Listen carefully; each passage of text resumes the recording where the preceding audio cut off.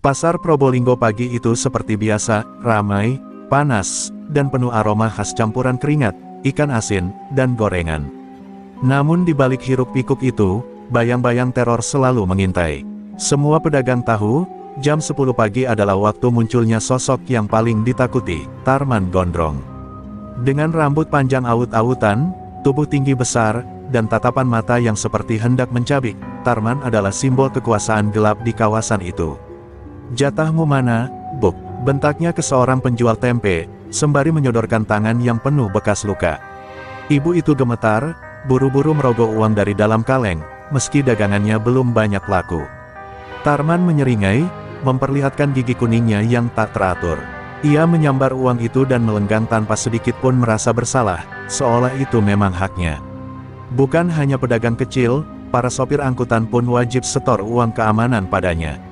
Terminal, pasar, bahkan pos ronda jadi wilayah kekuasaannya. Polisi hanya bisa tutup mata, beberapa sudah berteman dengannya, sebagian lainnya terlalu takut untuk bertindak. Nama Tarman sudah seperti hantu urban, disampaikan dengan bisik-bisik dari generasi ke generasi preman lokal. Yang membuatnya ditakuti bukan hanya kekejamannya, tapi juga sejarah berdarah di belakangnya. Konon, Tarman pernah menghajar preman Madura sampai pincang seumur hidup hanya karena tersenggol di warung kopi. Ia juga dikenal tak segan melukai siapapun yang berani menatap matanya lebih dari 3 detik. Bagi Tarman, kekuasaan bukan sekadar uang, tapi rasa takut yang menular. Di sudut pasar, seorang pedagang buah berkata pelan, "Orang gila itu belum pernah kalah sejak dulu." Kalimat itu bukan bualan. Banyak yang sudah mencoba melawan, tapi semua berakhir dengan luka, trauma, atau menghilang entah kemana. Dunia Tarman bukan dunia logika, tapi dunia kekuatan dan ketakutan. Ia seperti dewa jalanan yang tak tersentuh. Namun di balik kesombongan dan kekuasaannya, Tarman menyimpan sesuatu yang ia sendiri tak sadari, kelemahan. Ia mulai percaya bahwa semua orang akan tunduk, bahwa tak ada satupun manusia yang cukup gila untuk melawan dia. Kesombongan itu tumbuh menjadi benih kehancuran yang menunggu waktu meledak. Pagi itu, saat ia mengunyah rokok tanpa menyalakannya, ia melihat sesuatu yang membuatnya mengangkat alis. Sebuah bus tua masuk ke terminal dengan tenang.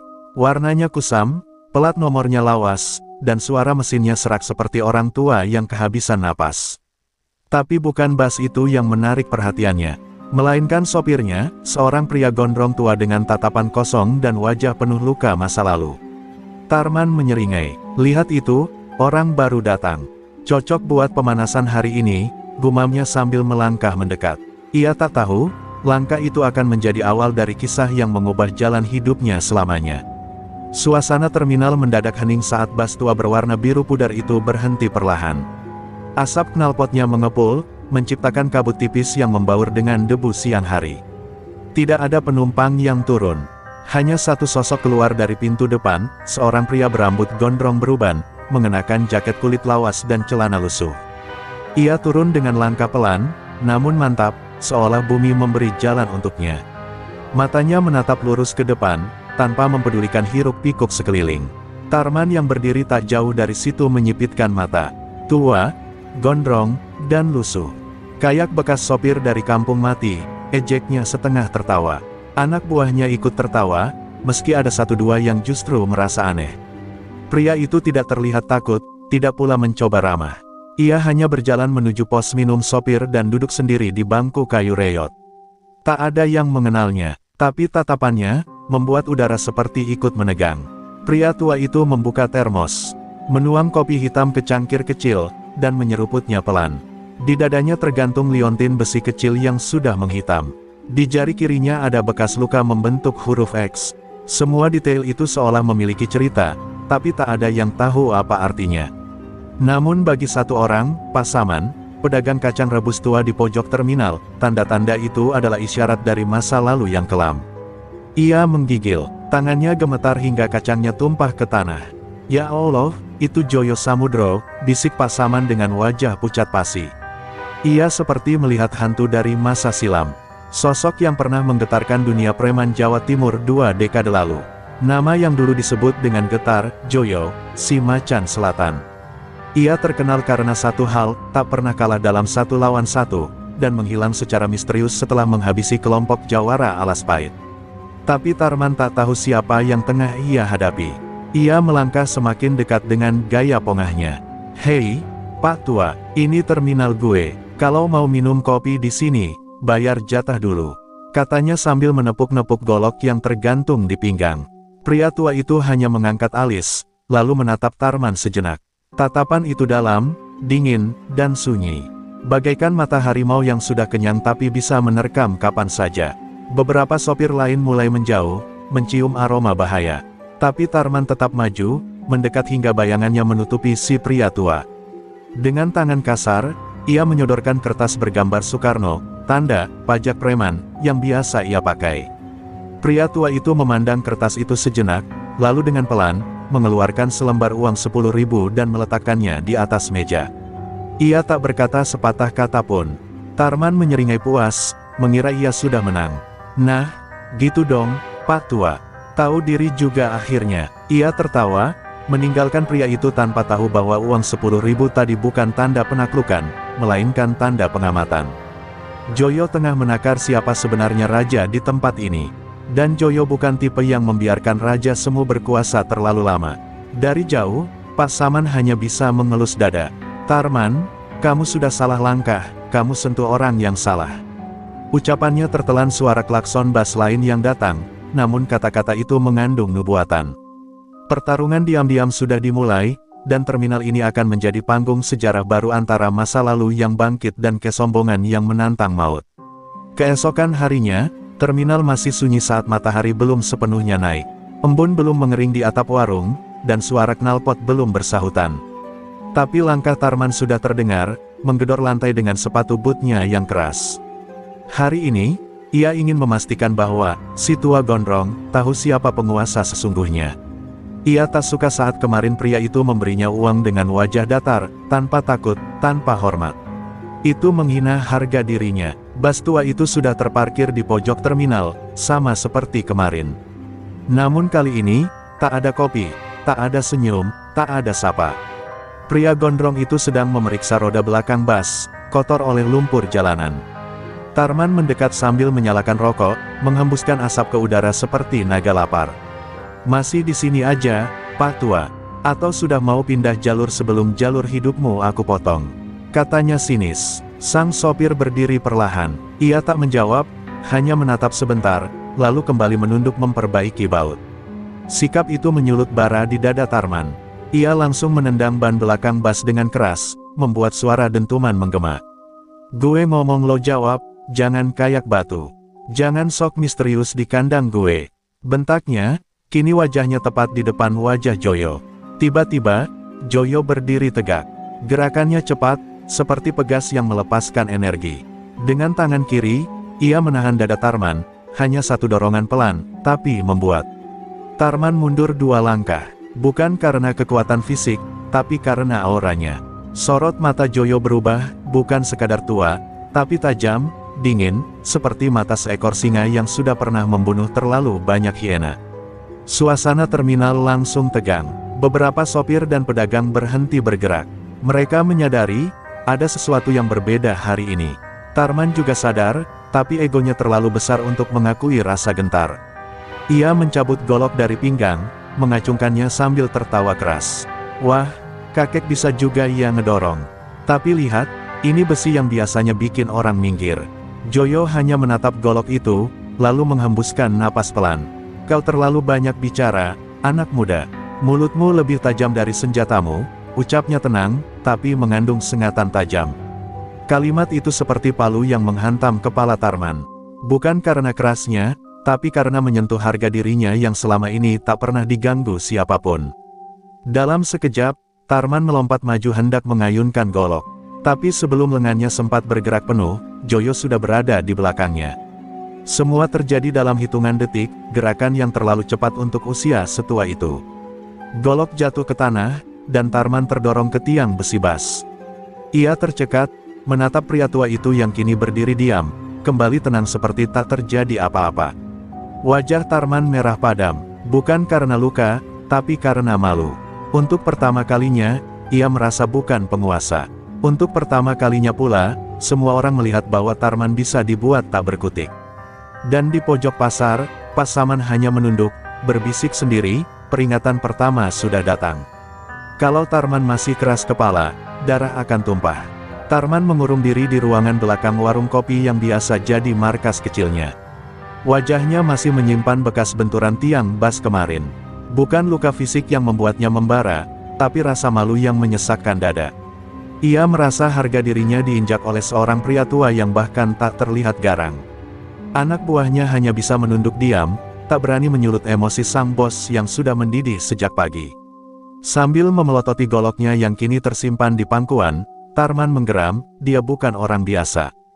Gerakannya terlalu cepat, tapi gue gak peduli. Di terminal ini, cuma ada satu raja, dan itu gue. Teriaknya, melempar gelas ke tembok. Retakan kaca terdengar seperti gema kegagalan yang belum bisa ia terima. Namun satu hal pasti, Tarman tak akan diam. Ia menyusun rencana. Sementara itu, di pojok terminal, Joyo duduk tenang seperti biasa. Ia menyeruput kopi dan menatap lalu lintas yang mulai ramai. Tapi di balik ketenangannya, ada perasaan yang tak ia harapkan muncul kembali. Kemarahan lama, dendam masa silam, dan luka jiwa yang belum pulih. Ia datang ke terminal ini bukan untuk mencari masalah, hanya mencari ketenangan setelah bertahun-tahun menghilang dari dunia keras. Tapi dunia lama selalu tahu cara menjemputnya kembali. Pasaman akhirnya memberanikan diri mendekati Joyo. Mas Joyo, kenapa balik ke sini? Kau tahu tempat ini sudah berubah. Dulu, semua orang tunduk padamu. Sekarang, anak-anak muda gila kuasa itu, mereka tak tahu siapa kau. Joyo menatapnya sebentar, lalu tersenyum samar. Aku tak datang untuk menaklukkan, Sam. Aku datang untuk pulang, tapi sepertinya tempat ini sudah lupa pada ketenangan. Namun Tarman tidak ingin tahu alasan siapapun. Malam harinya, ia mengumpulkan 5 anak buah kepercayaannya, Gino, Wahab, Botek, Jabrik, dan Elang. Semua dikenal brutal, sadis, dan tak pernah segan main besi. Besok pagi, kita buat dia jera. Aku mau dia tersungkur. Kalau perlu, bikin dia gak bisa nyetir bas lagi seumur hidupnya. Tarman memerintahkan sambil menunjuk foto Joyo yang diam-diam dipotret Gino siang tadi. Rencana itu jelas, serang Joyo saat subuh, ketika suasana terminal masih sepi. Mereka tak akan memberi kesempatan pria tua itu untuk membalas. Mereka pikir, sebanyak apapun ilmunya, usia tetap membuatnya lamban. Tapi yang mereka tidak tahu, Joyo bukan sekadar mantan preman. Ia adalah pewaris aliran Banteng Wulung, ilmu bela diri keras yang hanya diturunkan pada satu orang setiap generasi. Joyo, di kamarnya yang sederhana di belakang warung Budarmi, tengah merenung sambil membuka lipatan kain merah tua. Di dalamnya terdapat ikat kepala hitam, tanda kehormatan aliran yang dulu ia sumpah untuk tinggalkan. Tapi dunia terus memaksanya kembali. Aku tak ingin bertarung lagi, tapi jika mereka menantang maut, maka aku akan beri mereka pelajaran yang tak akan bisa dilupakan, gumamnya lirih, menatap langit-langit penuh bayangan masa lalu. Dan malam pun semakin gelap, menyembunyikan niat jahat yang mulai mendidih di tubuh Tarman. Sementara itu, kesunyian menyelimuti terminal, seperti menunggu badai besar yang akan datang. Badai yang tak sekadar menumpahkan darah, tapi membuka kembali pintu sejarah kelam Joyo Samudro, sang macan selatan yang perlahan mulai bangkit dari tidur panjangnya. Langit masih gelap ketika kabut tipis menyelimuti terminal. Lampu-lampu jalanan berkedip-redup, menambah kesan angker pagi itu. Suara jangkrik masih bersahutan, dan hanya 1-2 bas yang mulai hidupkan mesin. Di sudut yang tersembunyi, 5 sosok bayangan bergerak cepat. Mereka adalah anak-anak buah Tarman, lengkap dengan besi, rantai, dan wajah penuh dendam. Target mereka jelas, Joyo Samudro. Sementara itu, Joyo baru saja selesai berwudu.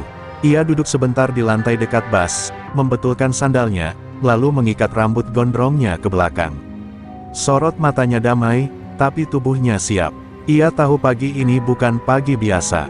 Aura kekacauan sudah tercium sejak malam. Dan Joyo, dengan pengalaman puluhan tahun sebagai preman paling ditakuti di Jawa Timur, tahu kapan badai datang bahkan sebelum angin bertiup. Gino dan Wahab mendekat lebih dulu, mengapit dari kiri dan kanan. Tanpa aba-aba, mereka langsung menyerang. Rantai diayunkan ke arah kepala Joyo, sementara batang besi diarahkan ke perut. Tapi dalam sekejap, Joyo menghindar, gerakannya seperti bayangan, gesit dan halus. Dengan satu sapuan kaki, Gino terlempar ke dinding bas, dan Wahab dipelintir tangannya hingga berteriak kesakitan. Jabrik, Elang, dan Botek tak menunggu giliran. Mereka menyerbu sekaligus, meneriakkan nama Tarman seperti mantra keberanian. Tapi Joyo tak gentar. Dengan satu lompatan kecil, ia melayang di udara, menendang Elang tepat di dada hingga terlempar ke warung seberang.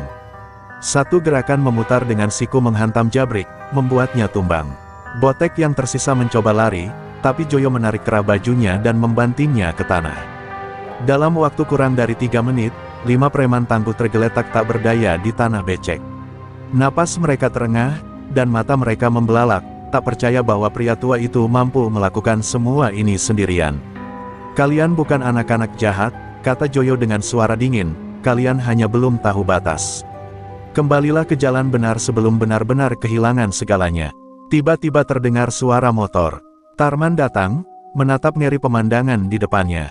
Anak buahnya tumbang, matanya mengarah ke satu titik, sosok Joyo yang berdiri tegak dengan sorot mata pembunuh. Tak ada luka di tubuh Joyo, tak ada darah. Hanya ketenangan mematikan yang membuat Tarman menggigil. Apa yang lo lakuin ke mereka?" tanya Tarman dengan suara tercekat. Joyo menatapnya dengan tajam, lalu melangkah perlahan mendekati. "Kau yang kirim mereka, kan? Kau pikir dunia ini milikmu? Kau pikir orang tua tidak bisa melawan? Dulu, aku hidup di antara pembunuh dan penjahat. Tapi tak satu pun dari mereka sebrutal egomu," katanya, suaranya naik turun seperti ombak yang menghantam karang. Tarman mundur, satu langkah demi langkah, seperti anak kecil yang tertangkap basah. Sebelum Tarman sempat bicara, Joyo menunduk, mengambil rantai milik Wahab, dan melemparkannya ke kaki Tarman. "Ambil itu. Kalau kau masih mau melawan, besok datang lagi. Tapi jangan bawa anak buah. Datang sendiri, seperti laki-laki.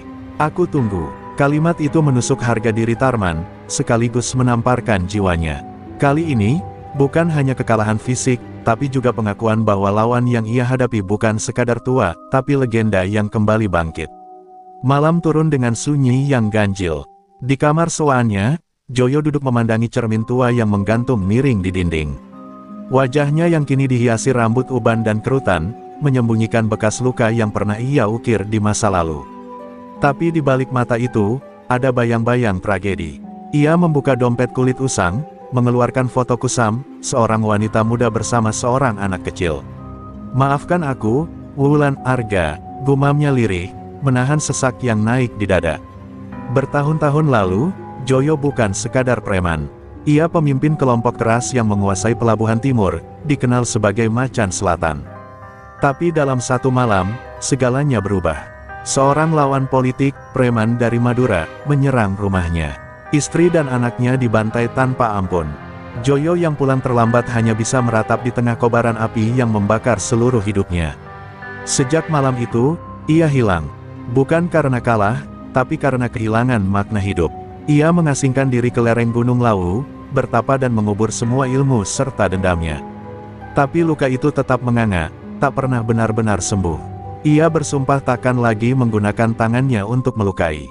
Sampai akhirnya, dunia yang ia hindari itu kembali menantangnya lewat seorang preman muda bernama Tarman Gondrong.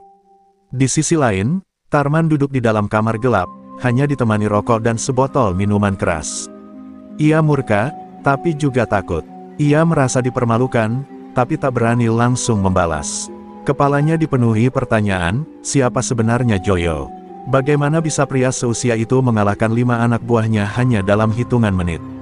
Ia menelusuri nama, Joyo Samudro, di ponsel jadulnya, dan apa yang ia temukan membuat tubuhnya gemetar. Artikel berita lama muncul, Macan Selatan hilang misterius setelah tragedi keluarga dibantai. Ada foto lama Joyo, lebih muda tapi dengan tatapan yang sama dingin. "Sialan, jadi dia legenda," bisik Tarman pelan. Ia tak mau percaya, tapi bukti di depan mata terlalu nyata. Untuk pertama kalinya dalam hidup, Tarman Gondrong merasakan ragu. Bukan hanya kalah dalam pertarungan, tapi juga kalah dalam wibawa. Pasaman, yang mendengar kabar keributan subuh itu, akhirnya mendatangi Joyo malam harinya. "Sudah kubilang, tempat ini bukan tempatmu lagi. Tapi kau tak bisa menghindar dari siapa dirimu, Yo. Joyo mengangguk pelan. Aku tak ingin kembali, Sam. Tapi kadang, dunia lama tak pernah benar-benar melepaskan kita. Tatapan Joyo menembus dinding kamar, seakan menatap masa lalu yang belum usai. Sementara itu, di luar terminal, seorang pria berjas hitam berhenti di depan pos keamanan. Wajahnya asing, tapi auranya mengancam. Ia mendengar kabar soal Joyo. Kalau benar dia masih hidup, maka ini belum selesai, gumamnya, lalu tersenyum dingin. Pria itu adalah sisa masa lalu yang kelam, bagian dari tragedi yang pernah menghancurkan Joyo. Dan kini, ia datang membawa dendam yang belum lunas. Malam itu, terminal seakan menjadi panggung sejarah. Joyo kembali terbangun dari tidur panjangnya, dan Tarman mulai menyadari bahwa ia hanya pion dalam permainan yang lebih besar. Tapi semuanya belum berakhir, karena masa lalu yang berdarah kini mulai menagih janji lama. Tarman tidak tidur semalam suntuk, wajahnya pucat, tangan gemetar tiap kali mengingat tatapan mata Joyo, dingin, penuh tekanan, seperti sedang mengukur dosa masa lalu. Tapi yang paling menghantui bukan itu, melainkan berita yang ia baca, Joyo bukan sekadar mantan preman, tapi legenda yang bahkan pernah membuat jaringan-jaringan hitam di Jawa Timur gemetar. Gue salah langkah, gumam Tarman, mencengkeram kepalanya. Tapi rasa malu sudah terlanjur membakar harga dirinya. Di saat yang sama, pria berjas hitam yang datang ke terminal semalam akhirnya membuka identitasnya. Namanya adalah Mbah Kromo, mantan dukun hitam sekaligus dalam tragedi pembantaian keluarga Joyo. Dahulu ia bekerja sama dengan rival Joyo untuk merebut kekuasaan pelabuhan. Tapi sejak Joyo menghilang, Mbah Kromo pindah ke dunia gelap yang lebih dalam, perdagangan manusia dan ilmu hitam. Kini, ia kembali karena tahu Macan Selatan masih hidup. Tarman didatangi Mbah Kromo saat pagi menjelang. Pertemuan mereka sunyi, dilakukan di rumah kosong pinggiran terminal. Kau takut padanya? Tanya Mbah Kromo dengan suara serak. Tarman terdiam, tapi raut wajahnya menjawab semuanya. Kalau begitu, biarkan aku selesaikan ini. Tapi kau harus ikut dalam rencanaku. Kali ini, Joyo takkan bangkit lagi. Mata Tarman menyala kembali, ada dendam, ada kebencian, dan ada rasa ingin menebus harga dirinya yang diinjak. Di sisi lain, Joyo duduk di warung kopi bersama Pak Saman. Ia mulai menyadari bahwa terminal ini bukan lagi tempat persinggahan semata, melainkan arena di mana masa lalunya mulai menggeliat kembali. Aku pikir dengan mengasingkan diri, semua selesai. Tapi nyatanya, dosa itu masih berputar, ujarnya lirih. Pak Saman menggenggam bahunya, mungkin ini bukan tentang menghindar, Yo. Tapi tentang menuntaskan yang belum selesai. Kabar kedatangan Mbah Kromo menyebar seperti angin. Beberapa preman lama mulai merapat, bukan untuk membantu Joyo, tapi karena mereka tahu jika Joyo dan Kromo benar-benar bertemu, itu akan menjadi dentuman besar yang bisa mengguncang dunia hitam di Jawa Timur. Bahkan beberapa nama besar di Surabaya dan Pasuruan mulai mengirim mata-mata mereka ke terminal kecil itu. Tarman, yang dulu begitu yakin akan kekuatannya, kini menjadi alat dalam rencana besar Kromo. Tapi dalam hatinya, ia merasa ada sesuatu yang janggal. Ia melihat bagaimana Mbah Kromo mempersiapkan sesajen, memanggil makhluk halus, dan membaca mantra yang membuat udara di ruangan mendadak berat. Tarman menelan ludah, ini bukan sekadar balas dendam biasa. Ini sudah melibatkan kekuatan gaib yang tak bisa dikendalikan sembarangan. Sementara itu, Joyo kembali ke dalam busnya. Ia duduk di bangku kemudi, meraba setir seperti sedang menyentuh kenangan. Di bawah jok, ia mengeluarkan sebilah golok tua, saksi bisu masa lalunya. Golok itu tak pernah diasah lagi sejak tragedi keluarganya. Tapi kini, ia mengelapnya perlahan, menyeka debu dengan kain putih. Maafkan aku, Wulan Arga. Mungkin ini caraku menebus segalanya, bisiknya dengan mata berkaca-kaca. Malam kembali turun, kali ini lebih pekat dari sebelumnya.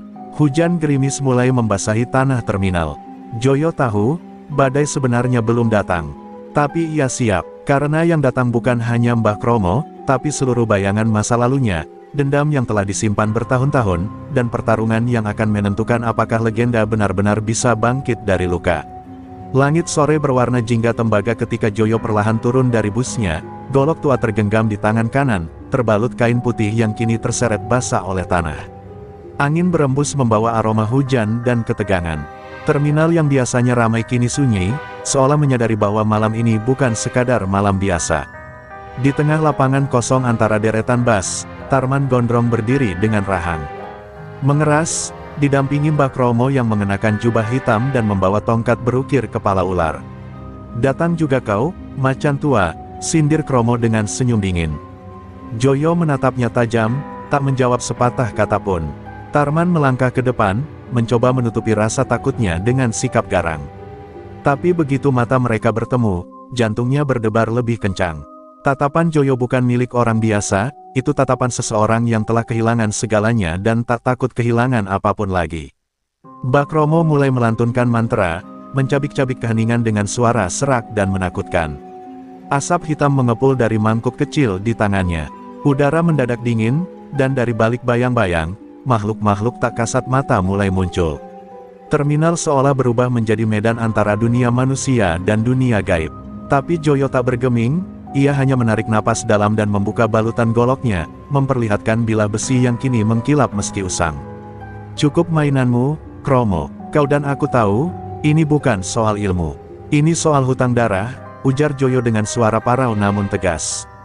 Kromo tertawa meremehkan, namun tawa itu terputus ketika Joyo mengayunkan goloknya ke tanah. Tanah terbelah, dan hawa panas menyembur sejenak. Ilmu lama yang telah dikubur bangkit kembali. "Masih kau simpan rupanya ilmu pamungkas selatan itu," ucap Kromo lirih, wajahnya berubah pucat. Tarman, melihat kekuatan Joyo dengan mata kepala sendiri, mundur setapak. Ia sadar, kekuatan yang dimilikinya bukan tandingan. Tapi harga dirinya yang sudah kadung diinjak membuatnya nekat. Ia menerjang, mengayunkan rantai besi. Joyo hanya mengelak satu langkah, lalu menyikut rusuk Tarman dan menjatuhkannya dalam satu gerakan. Tarman terguling, muntah darah, dan matanya membelalak. Begini rasanya dilawan legenda, batinnya getir. Mbah Kromo murka, ia memanggil seluruh kekuatan gelapnya, makhluk hitam setinggi 2 meter muncul dari kepulan asap dan menyerang Joyo. Tapi Joyo bukan pemula, ia menancapkan golok ke tanah, membentuk lingkaran api pelindung. Dengan satu teriakan keras, ia membelah tubuh makhluk itu menjadi abu. Kromo terpental, tubuhnya terbakar dari dalam. Ia menjerit seperti setan yang terbakar di neraka. Saat senja berubah menjadi malam, Joyo berdiri di tengah lapangan yang kini hangus sebagian. Tarman terkapar, Kromo lenyap menjadi debu. Sunyi kembali menyelimuti terminal. Tapi di dalam diri Joyo, badai masih berputar. Ia menatap langit, membiarkan hujan gerimis membasahi wajahnya yang penuh luka. "Ini baru awal, masih ada dosa lain yang menunggu ditebus," gumamnya. Dan di kejauhan, mata-mata dari masa lalu terus mengawasinya, menanti saat untuk muncul. Pagi hari setelah pertarungan itu, terminal kembali ramai. Orang-orang berkumpul di sekitar bekas pertarungan semalam, melihat tanah yang hangus dan bau dupa yang masih tersisa di udara. Tak ada yang berani bicara lantang, namun desas-desus menyebar cepat. Joyo, macan selatan, telah kembali. Sebagian takut, sebagian hormat, dan sebagian lagi, mereka yang pernah punya urusan kelam di masa lalu, gemetar menunggu giliran diburu. Tarman gondrong terbaring di rumah sakit kelas 3, tubuhnya penuh perban dan tulang rusuk patah. Di sela-sela kesakitannya, ia hanya bisa menatap langit-langit dengan pandangan kosong. "Gue salah, dia bukan manusia biasa," ucapnya lirih pada perawat yang datang mengganti infus. Tapi di balik semua itu, muncul rasa baru di hatinya, penyesalan. Bukan karena kalah, tapi karena ia telah mengusik orang yang hanya ingin hidup tenang. Sementara itu, Joyo kembali duduk di warung kopi bersama Pak Saman. Kali ini, wajahnya tampak lebih tua dari semestinya. "Mereka akan datang, men. Musuh-musuh lama. Mereka pasti tahu aku masih hidup," ucapnya. Pak Saman menatapnya lekat-lekat. "Tapi kau bukan lagi yang dulu. Sekarang kau punya alasan lebih besar untuk bertahan, kedamaian yang belum sempat kau cicipi," jawabnya pelan. Joyo tersenyum kecut.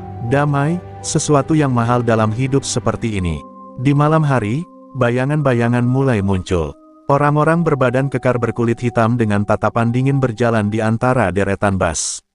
Mereka bukan penumpang, mereka adalah pemburu bayaran dari Surabaya, orang-orang yang dulu pernah menjadi kaki tangan Joyo, tapi kini dibayar oleh musuh-musuh lamanya. Mereka tidak datang untuk berdamai. Mereka datang untuk menghabisi sisa-sisa legenda. Joyo tak lari, ia duduk di atas kap bas tuanya, memandangi langit malam yang tak berbintang. Di tangannya, golok tua itu masih diam, namun siap sewaktu-waktu menebas. Ia tahu, hidupnya tidak panjang lagi. Tapi selama ia masih bernapas, tak seorang pun boleh menginjak tanah terminal seenaknya. Jika ini harus berakhir, maka aku akan menutupnya dengan caraku, bisiknya pada angin. Beberapa preman kecil yang dulu bekerja di terminal mulai datang menghampiri Joyo. Mereka mendengar cerita pertarungan melawan Mbah Kromo dan merasa tergerak. "Kami akan bantu, Bang," ucap salah satu dari mereka. Wajahnya masih muda, tapi sorot matanya penuh hormat. Joyo mengangguk, tak banyak bicara. Tapi dalam hati, ia merasa, untuk pertama kalinya sejak bertahun-tahun, ia tidak sendirian. Di kejauhan, seorang pria tua berjas putih berdiri di atas gedung bekas bioskop. Ia menatap Joyo dari kejauhan sambil merokok dengan tenang. Di tangannya, selembar foto lama terlihat lusuh, foto Joyo bersama keluarganya. "Akhirnya kita akan bertemu lagi, Joyo. Kau masih berhutang satu nyawa padaku," gumamnya. Pria itu bukan orang sembarangan. Ia adalah dalang utama tragedi masa lalu Joyo yang selama ini bersembunyi dalam bayang-bayang. Dan malam itu, angin membawa aroma darah dan dendam. Terminal menjadi sunyi kembali, karena di tempat inilah, babak terakhir akan segera dimulai. Joyo menatap ke kegelapan, tahu betul bahwa pertarungan sesungguhnya belum dimulai. Dan kali ini, tak ada tempat untuk mundur. Malam semakin pekat ketika Joyo berdiri di tengah terminal yang kini tampak sepi. Langkahnya berat, tetapi matanya penuh tekad. Udara malam yang lembab terasa menekan, seperti menunggu sesuatu yang besar untuk datang.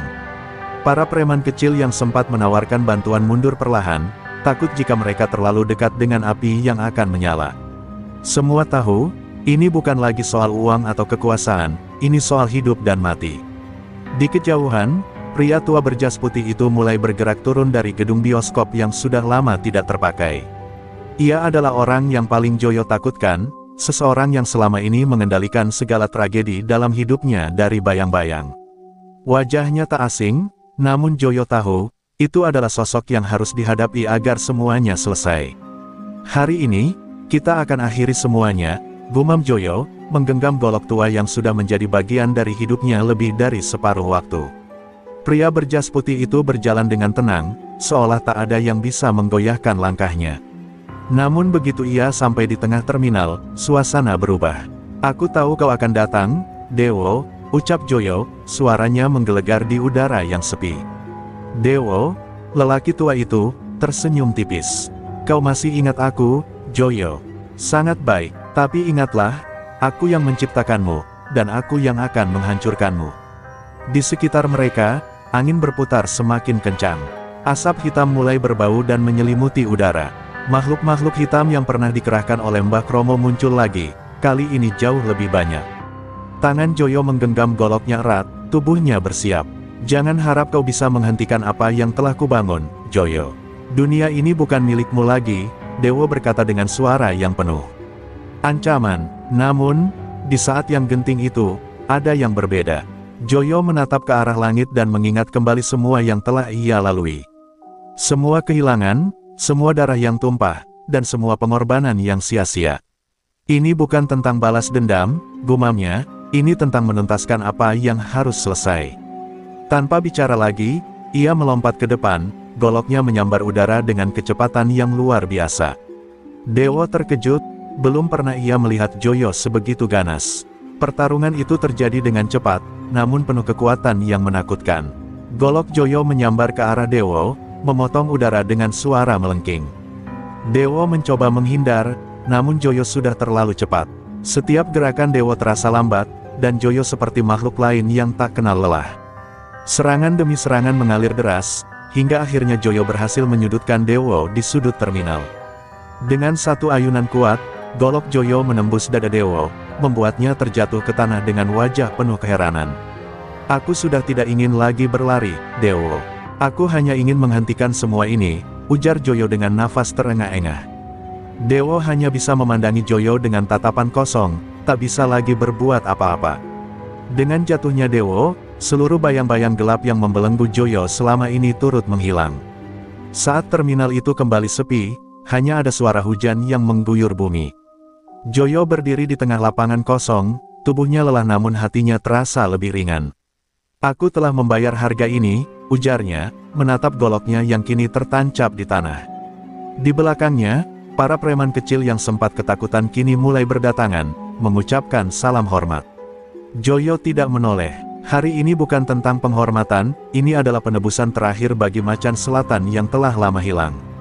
Pagi yang cerah setelah hujan mereda, terminal yang semula sepi kini dipenuhi oleh orang-orang yang baru saja mendengar kabar tentang jatuhnya Dewo. Tapi ada satu hal yang Joyo rasakan, sesuatu yang lebih berat dari sekadar kemenangan atas musuhnya. Di dalam hatinya, ada ruang kosong yang tak bisa diisi oleh apapun. Joyo berdiri di depan warung kopi Pak Saman, menatap jauh ke depan. Dunia ini terasa lebih kecil, lebih kosong. Pak Saman datang menghampiri dengan secangkir kopi hitam. "Kau terlihat jauh, Joyo. Apa yang masih mengganggumu?" tanyanya sambil duduk di sebelahnya. Joyo menghela napas panjang, matanya terpejam sejenak. "Mbah Kromo sudah mati, Dewo sudah jatuh. Tapi aku merasa ada yang belum selesai. Ada sesuatu yang hilang dalam diriku. Sesuatu yang selama ini aku lupakan," ucap Joyo dengan suara yang penuh kesedihan. Pak Saman menatapnya serius, memahami bahwa ada lebih banyak dari sekadar pertarungan fisik yang terjadi dalam hidup Joyo. "Terkadang, musuh yang kita lawan bukan hanya yang tampak di luar. Bisa jadi, musuh terbesar adalah bayang-bayang kita sendiri," kata Pak Saman bijak. Joyo terdiam, seolah kata-kata itu menusuk jauh ke dalam hatinya. Lalu, tanpa kata, ia berdiri dan berjalan pergi, meninggalkan warung kopi itu. Namun, tak jauh dari terminal, seseorang muncul dari balik bayangan. Pria itu berpakaian hitam, dengan topi yang menutupi sebagian wajahnya. Matanya berkilat tajam saat ia melihat Joyo yang sedang berjalan menuju area terpencil di ujung terminal. Ia adalah sosok yang selama ini tidak pernah terlihat oleh siapapun. Seseorang yang membawa rahasia gelap dari masa lalu Joyo yang terkubur. "Aku datang untuk memberitahumu, Joyo," suara pria itu menggema pelan. Joyo berhenti dan menoleh, matanya langsung menyipit. "Siapa kau?" tanyanya dengan hati-hati. Pria itu melepaskan topinya, mengungkapkan wajah yang pernah ada dalam kenangan Joyo. "Aku adalah saudaramu, Joyo. Aku yang telah kau lupakan," kata pria itu dengan suara yang penuh penyesalan. Joyo terkejut, wajahnya berubah pucat. "Saudara," ucapnya terbata, hampir tak percaya. "Ya, aku yang kau tinggalkan. Aku yang pernah menjadi alasan kau pergi dari keluarga, dari rumah. Aku yang kau lupakan setelah peristiwa itu," pria itu menjelaskan, suaranya kini terasa lebih emosional. Ternyata, saudara Joyo yang telah lama hilang itu, adalah orang yang menjadi penyebab kehancuran keluarga mereka. Ia adalah anak yang terperosok dalam dunia kejahatan dan, lebih buruk lagi, telah mengkhianati Joyo dan keluarganya. Ingatan masa lalu Joyo pun kembali mengalir deras, hari-hari penuh kebahagiaan yang berubah menjadi mimpi buruk setelah tragedi besar itu. Saat itu, Joyo yang masih muda menyaksikan saudara kandungnya jatuh ke dalam dunia hitam. Ia berusaha menyelamatkannya, tetapi usaha itu berakhir dengan pengkhianatan dan pengusiran dari keluarga. Semua orang menganggapnya sudah mati, terbuang dalam bayang-bayang yang penuh dosa. Kau yang menghancurkan semuanya," tanya Joyo dengan wajah penuh amarah dan kebingungannya. Pria itu menunduk, air mata mengalir di pipinya. "Aku tahu, Joyo, aku salah. Tapi aku datang sekarang untuk memperbaikinya. Untuk menebus segala dosaku. Aku ingin kau tahu, bahwa selama ini aku selalu hidup dalam bayang-bayang rasa bersalah yang tak tertahankan." Joyo terdiam, kata-kata itu mengiris hati yang sudah lama terluka. Hanya satu hal yang terlintas dalam benaknya, bagaimana mungkin dia bisa memaafkan pria yang telah menghancurkan segalanya. Dengan perlahan, Joyo berjalan mendekat, menatap saudara kandungnya dengan tatapan kosong. "Jika kau ingin menebus dosa, maka satu-satunya cara adalah dengan menanggung semuanya. Sampai titik darah penghabisan," kata Joyo, suaranya berat namun penuh makna. Dan saat itulah, Joyo merasakan bahwa apa yang ia cari selama ini bukan hanya musuh yang harus dikalahkan, tetapi juga kebenaran yang selama ini tersembunyi dalam bayang-bayang masa lalu. Keheningan menguasai suasana ketika Joyo menatap saudara kandungnya dengan tatapan tajam. Hati Joyo bergejolak, perasaan yang sulit dijelaskan. Semua kenangan buruk tentang pengkhianatan dan penderitaan yang ditinggalkannya di masa lalu kembali menyeruak. Namun, meskipun rasa benci dan amarah menguasai dirinya, ada sesuatu dalam dirinya yang menahan, sesuatu yang berkata bahwa ini adalah waktunya untuk menuntaskan semuanya. Saudaranya, dengan wajah yang penuh penyesalan, tetap berdiri di depan Joyo, tak berani mengalihkan pandangan. Aku tahu kau tidak bisa memaafkanku begitu saja, Joyo. Aku tahu semua yang telah kulakukan takkan bisa terhapus hanya dengan kata-kata, ucapnya dengan suara yang hampir pecah. Tapi, aku datang untuk mengungkapkan kebenaran. Aku datang untuk menebus dosaku, meskipun aku tahu itu mungkin sudah terlambat. Joyo menarik napas panjang. Terlambat, kau tidak mengerti, apa yang kau lakukan jauh lebih dari sekadar terlambat. Kau telah merusak segalanya, bukan hanya keluargaku, tetapi juga dirimu sendiri. Suaranya penuh dengan amarah yang terkendali. Joyo berbalik, berjalan menjauh beberapa langkah, merasakan berat di dadanya.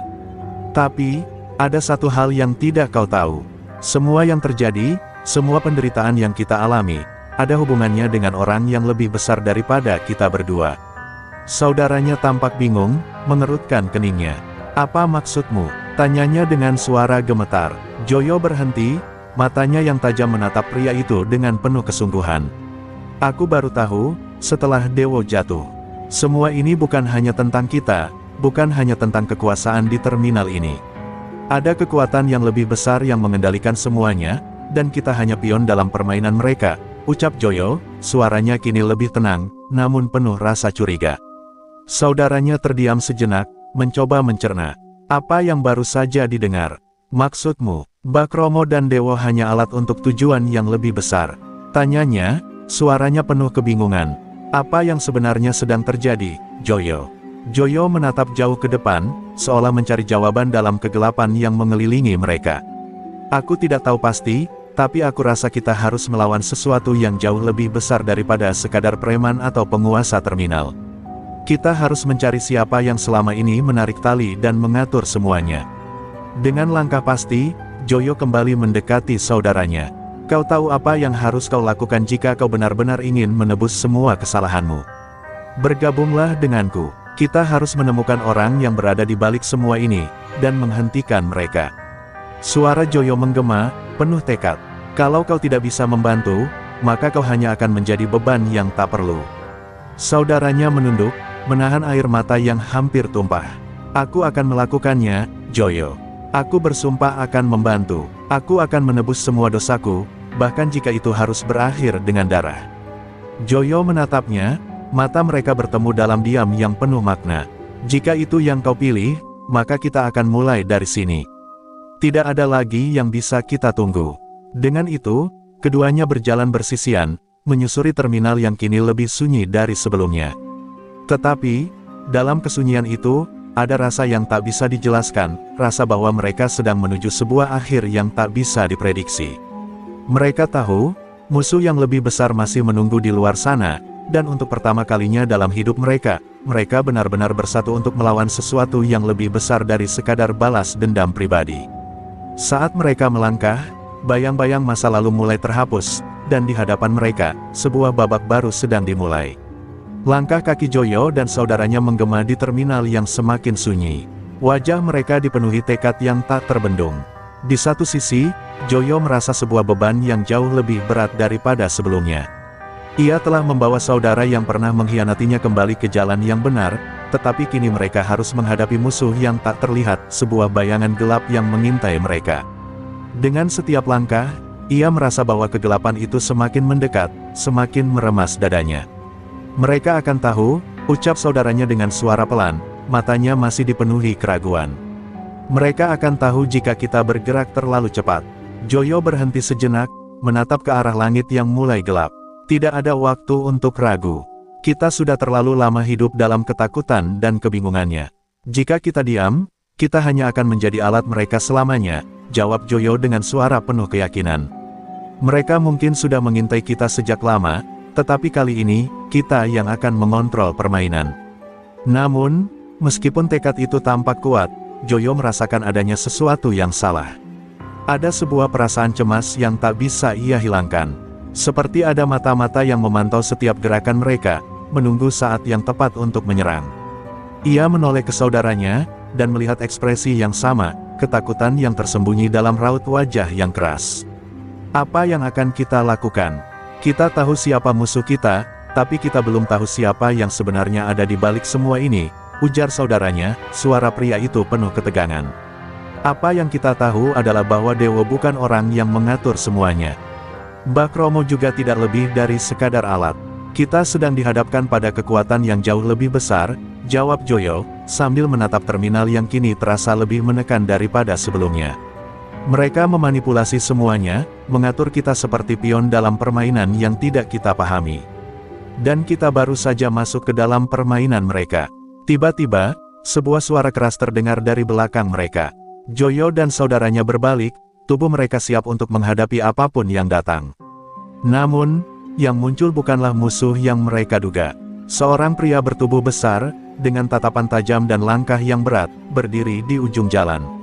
Kalian berdua benar-benar bodoh, ujar pria itu dengan suara serak. Kalian sudah terlambat, semua yang kalian coba lakukan sudah diatur sejak awal. Joyo merasakan panas di dadanya. Siapa kau? Teriaknya, amarahnya mulai muncul. Pria itu tersenyum sinis. Aku adalah orang yang mengatur semua ini, Joyo. Kau pikir kau bisa lari dari takdirmu? Kau salah, aku yang mengatur semua pergerakanmu, dan kalian tidak bisa menghentikannya. Joyo merasakan keringat dingin mengalir di punggungnya. Ternyata, musuh yang selama ini mereka cari, adalah seseorang yang sangat dekat dengan mereka, seseorang yang selama ini mereka anggap tidak penting. Jangan percaya apa yang dia katakan, seru saudaranya, melangkah maju dengan ketegangan yang jelas di wajahnya. Kau yang selama ini mengendalikan semuanya.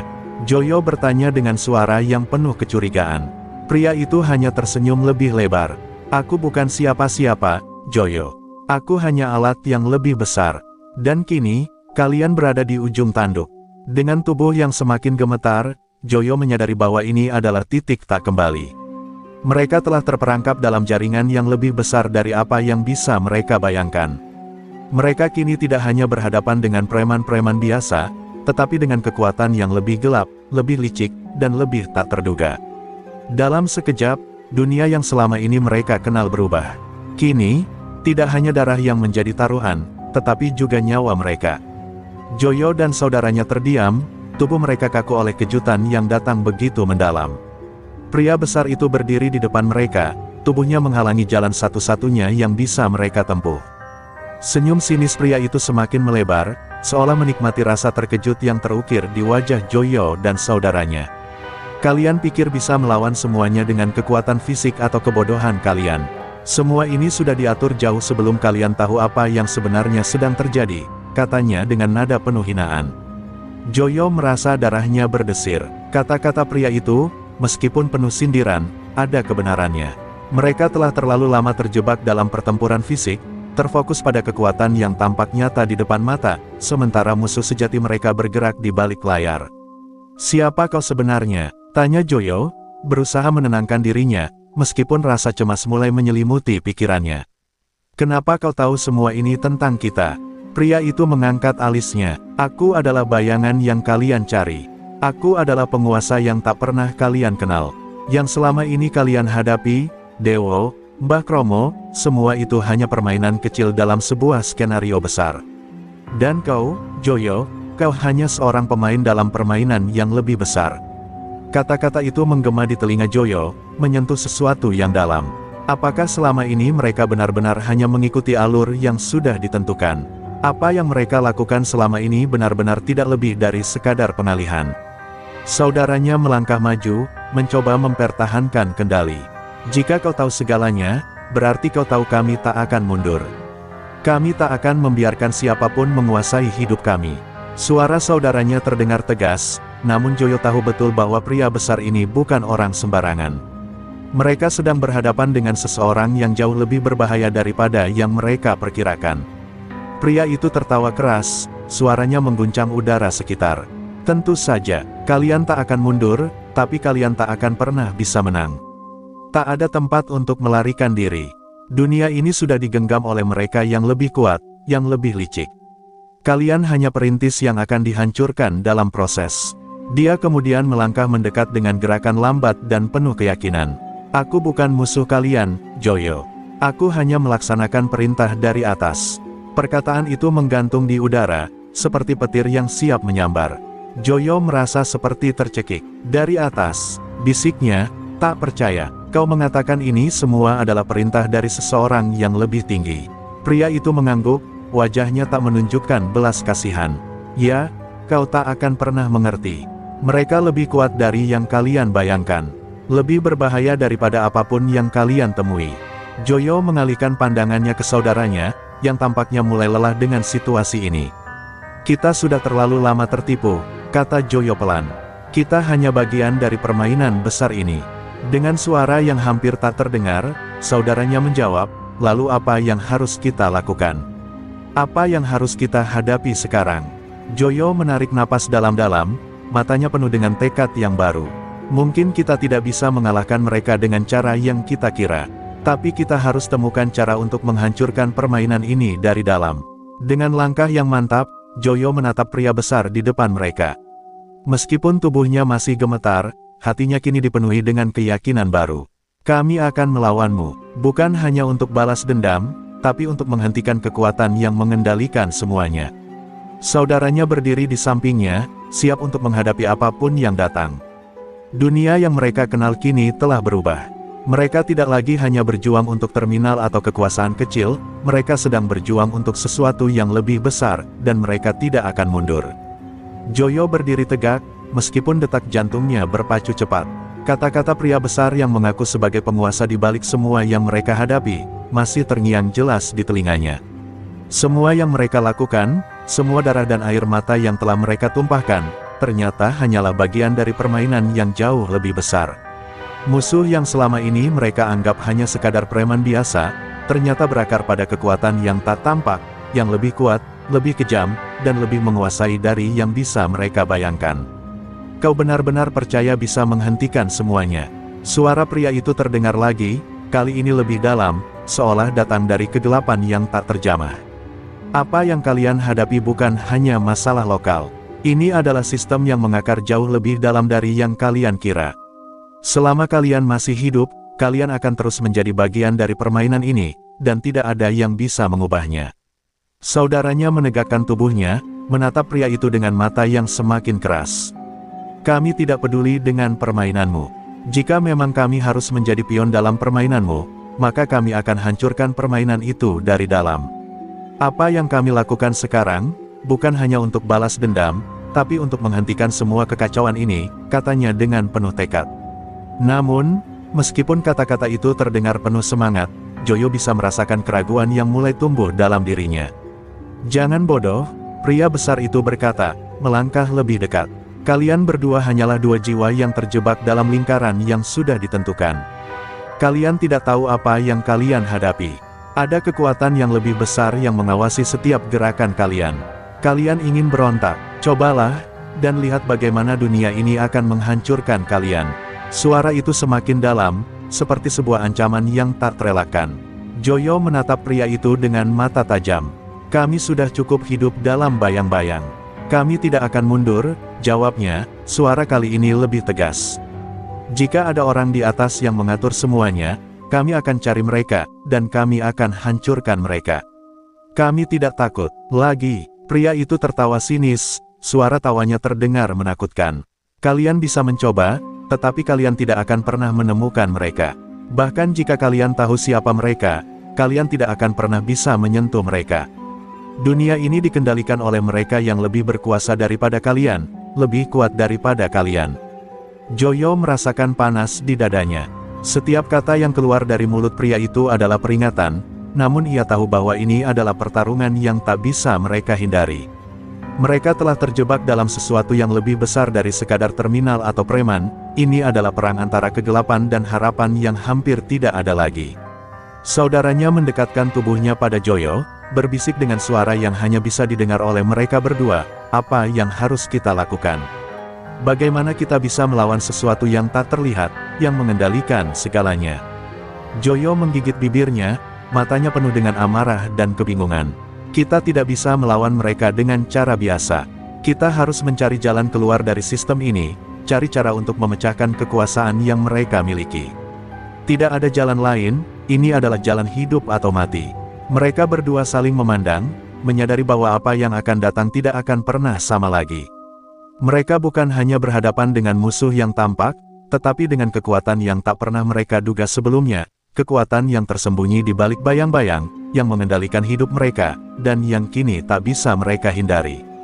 Dengan keberanian yang semakin membara, Joyo dan saudaranya tahu bahwa mereka tidak akan pernah berhenti melawan, meskipun mereka harus menghadapi kegelapan yang lebih besar dari yang bisa mereka bayangkan.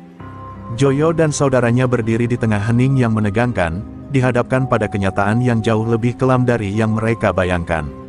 Mereka telah memasuki wilayah yang tak bisa mereka pahami sepenuhnya, sebuah sistem kekuasaan yang tak tampak, tapi menggerakkan dunia mereka. Setiap kata pria besar itu mengingatkan mereka bahwa mereka telah memasuki permainan yang sangat berbahaya, di luar kendali mereka.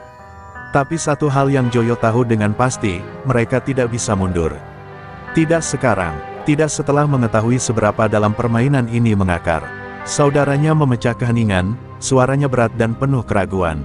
Kita tahu ini akan sulit. Tapi apakah kita benar-benar bisa melawan sesuatu yang tak terlihat? Sesuatu yang lebih kuat dari kita? Ada ketakutan yang tak terbantahkan dalam suaranya, sebuah ketakutan yang jarang ia tunjukkan. Joyo memandang saudaranya dengan tatapan penuh tekad. Kita tidak punya pilihan. Kita telah mengetahui terlalu banyak untuk mundur sekarang. Kalau kita berhenti, maka mereka menang. Pria besar itu mendekat dengan langkah penuh ancaman, wajahnya dipenuhi senyum jahat yang menakutkan. Kalian masih berpikir kalian bisa mengubah apapun. Kalian hanya dua orang yang kebetulan berani cukup untuk melawan kekuatan yang sudah ada jauh sebelum kalian lahir. Kalian bukan siapa-siapa. Kalian hanya bagian dari perencanaan besar yang tak bisa kalian pahami. Suaranya dingin dan penuh penghinaan, seolah ia menikmati keraguan yang mulai merayapi Joyo dan saudaranya. Tapi Joyo tak bisa dipatahkan. Ia menggigit bibirnya, menahan marah yang hampir meledak. Jika kita memang hanya pion, kita akan rusak dari dalam. Tidak ada kekuatan yang bisa mengendalikan kita selamanya. Jika kita tidak bisa melawan mereka dengan cara mereka, kita akan cari cara lain. Kita harus mencari mereka. Jika kita harus turun ke bawah tanah, maka kita akan turun. Saudaranya menatapnya, masih ragu, namun ada secercah harapan di matanya. Jadi, apa yang kita lakukan sekarang?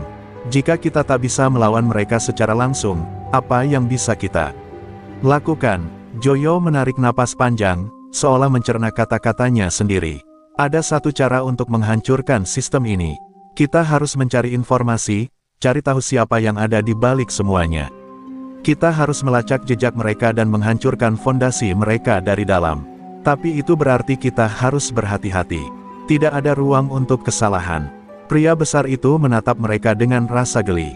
Kalian pikir bisa mengubah apapun dengan informasi. Itu sudah terlambat. Apa yang kalian coba lakukan sekarang hanya akan mempercepat kehancuran kalian. Tidak ada jalan keluar. Namun, Joyo tidak terpengaruh. Kita sudah tahu lebih banyak dari yang kalian kira. Tidak ada jalan keluar, mungkin, tapi kami akan mencari jalan yang tersembunyi. Saat pria besar itu hendak melangkah mundur, seolah ingin mengakhiri percakapan ini, Joyo dan saudaranya memutuskan untuk tidak membiarkan kesempatan ini lepas.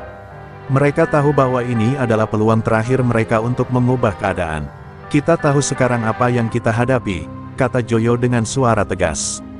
Kita akan turun ke bawah tanah jika perlu. Tidak ada yang bisa menghentikan kita sekarang. Meskipun pria itu hanya tertawa sinis, Joyo merasakan semangat baru yang menggelora dalam dirinya. Ini bukan akhir, ini adalah awal dari pertempuran yang lebih besar, dan dia tak akan menyerah tanpa perlawanan.